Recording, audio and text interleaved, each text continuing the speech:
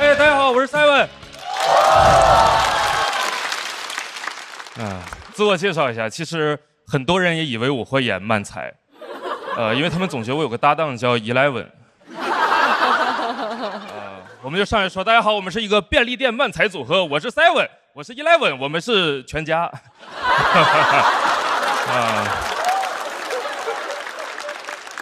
不要为我感到紧张，徐浩伦和谭湘文很厉害，而我拥有一份国企的工作。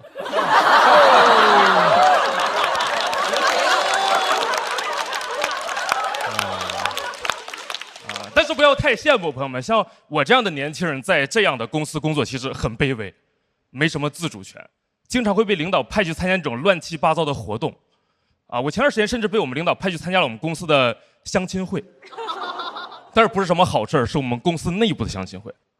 什么意思？就是你有机会把你的同事变成你的恋人，很没有边界感的组合。每天刚说完拜拜同事，回家又再见爱人了。我真的不想去，我觉得很尴尬的设定。我领导让我去当托，让我去配评人数，我确实感受真挺尴尬的。需要玩一些非常尴尬的破冰游戏。我们一帮人还没有自我介绍，先开始抢凳子。我说我就不玩了吧，我早上挤地铁的时候玩过了。我真的不想玩，但是我们这种年轻员工又得负责活跃气氛，取悦在场那些领导。但是抢凳子想活跃气氛很难，因为正常人跟同事都是比较谦让，不会真抢。幸好我们有一个激素分泌过剩的同事，特别想赢。我叫他超雄哥。他这儿超雄，就是正常人都是跟着音乐这么走，让音乐厅坐下嘛，抢凳子就这么玩。超雄哥没有，超雄哥这样走，像一个在巡逻的马桶。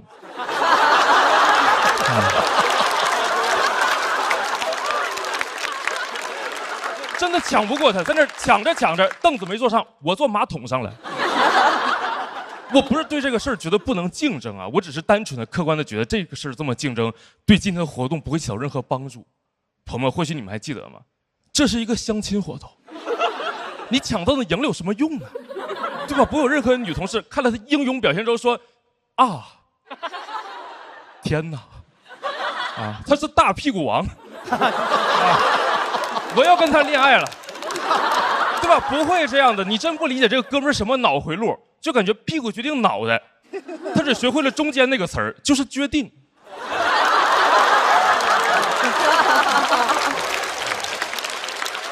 我对抢凳子没什么兴趣，朋友们，真的，坦诚的说，我现在最重要的事情是在公司抢回自己的尊严，这是一个很切实的问题，就是年轻人上班会有个切实的困扰，就是年轻，很多人会不尊重你。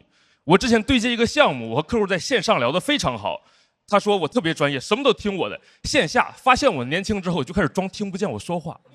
我们在同一个会议室里，他问这个项目需要做多久，我说30天，王总。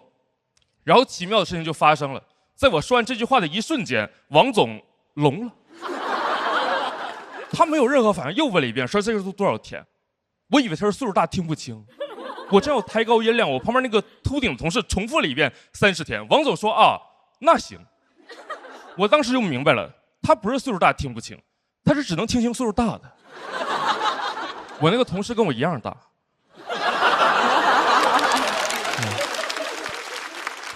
他就是有点地中海，客户非常的相信他，他们好像就是喜欢听老一点的人说话，他们甚至都不需要你是真的老，长得老也行。我这个同事根本不用思考怎么能把话说好，客户看着就觉得老话说得好。但是没什么办法，我现在迫于生计，上海找工作很困难，我也只能学习和这些中年客户对接技巧。我发现我只要扮成他们的同类，他们就会愿意和我交流。最简单的说，你在上班的时候不能太有那种少年感，你得有那种登感。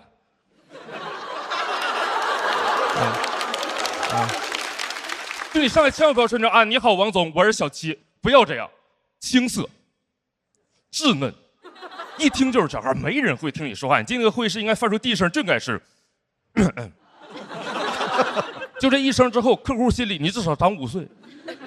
然后看见你有个茶杯了吗？不要喝，吹它。又能大几岁。我现在甚至开始改变自己的穿搭了。可能今天穿的比较休闲，录节目嘛。但是我平时在公司的 dress code 就是冰丝短袖。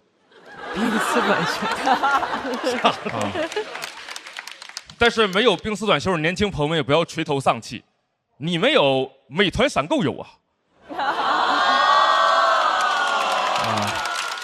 30分钟让你成为公司里最老的灯。美团闪购 ，Go Go Go 出发喽！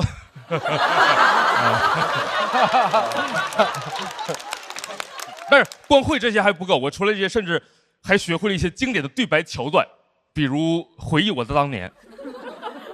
虽然我都没有当年，我正当年呢。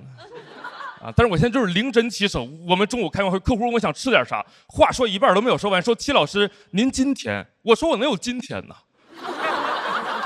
特别的好用。我真也没有想过我会为了显老花这么多时间精力来研究但是我最近已经不想再假装自己老成了，因为我发现这些事情只能骗那种就是你第一次、第二次见的客户。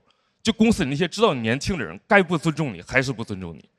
我们公司有一个岁数比我大很多的同事，我们平时叫他超雄哥。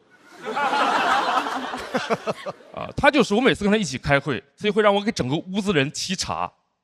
我不爱沏茶，我上10几年学了，我计算机硕士，我上班不是为了给他沏茶的。我现在就是他只要让我给他沏茶，我就给他沏这个世界上最浓的茶，我让他睡不着觉。希望他晚上睁眼睛看天的时候可以明白，他今天中午喝的不是红茶，是我这个硬茶。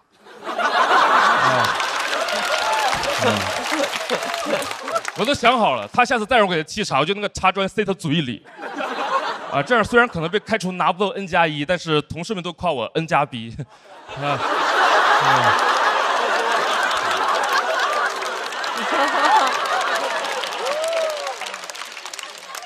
但是这些其实都是我幻想的，都是我幻想。我还是一个比较软弱的人，我现在只敢那种委婉的拒绝他。但是对于我自己来说也是进步了。前几天他又让我给他沏茶了，跟我说：“戚来，你站起来给我们沏一下茶。”我说：“哥，我就不站起来了，我怕你抢我凳子。”我讲完了，谢谢你，拜拜。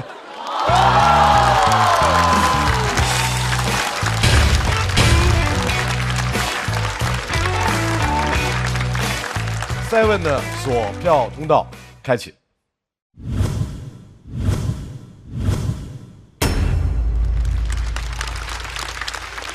我觉得7表现其实还挺稳的，但可能像刚才几位讲的，讲职场的，可能大家已经胃口都被吊高了，好像职场的方方面面每个角度能想到，你们都被阐释得很好了。可能7他切入的角度，我会在想，他们那些表现是因为你年轻，还是因为他们认为年轻背后代表着某种权利的缺失？后者吧，我认为是。我其实也很焦虑，我有在想说，我要不要写一个，就是因为我也会有很多生活的内容，我平时其实是有内容储备的，我只是，真切的觉得，因为我的年龄嘛，我会觉得这个是我当下所处的一个最显著的困境。既然我困境是这样的，我觉得我就讲这个就好了。我觉得特别棒啊，因为首先能够打漫才兄弟这个盾，哇，这个毛真的不容易，毛不易啊。所以那个冰丝短袖是为了体现一种沉稳吗？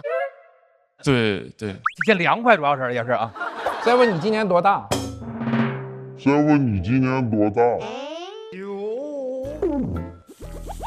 我第一次见7，我以为他跟呼兰一样大，但是很多朋友说他是小呼兰，我还不理解，他应该不比呼兰小吧？我觉得他跟呼兰同岁，像8、9的吧。第一次见7，我第一感觉是我的同龄人，就是差不多，因为他还穿了个那种格子衬衫，那玩意儿太显岁数了，那我就觉得就是中年人不容易。觉得他应该30左右吧，30出头吧，应该就是。后来是有一天我们一起吃饭，他说他是99的，我说你比我大还是比我小？我当时特别紧张，因为我也是99的，他要是比我小，我就破防了。7，你今年多大？我99，我26岁，我26。他99年的，26。